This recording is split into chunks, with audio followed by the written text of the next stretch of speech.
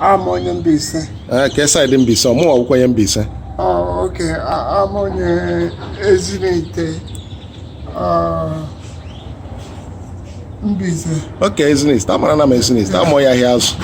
Oh, okay. Oh, yeah, here. I'm on your mama. Okay, I'm a mama. I'm a mama. So, okay, Sobukano. Did they go very well so that put it away?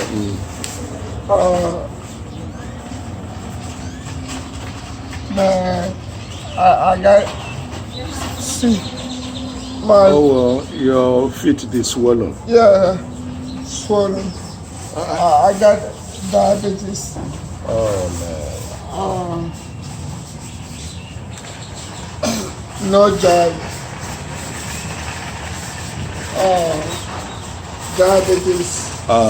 No job. But you cannot work in this condition. Yeah. No.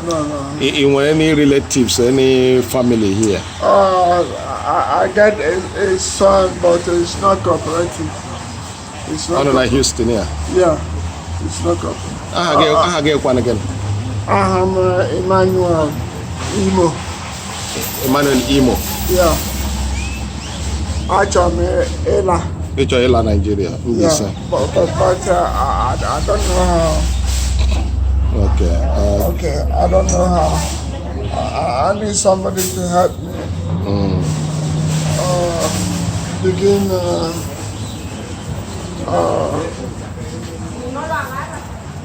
for home. So, you want your mama? Yeah. Na Ezinite Mbaise. Yeah.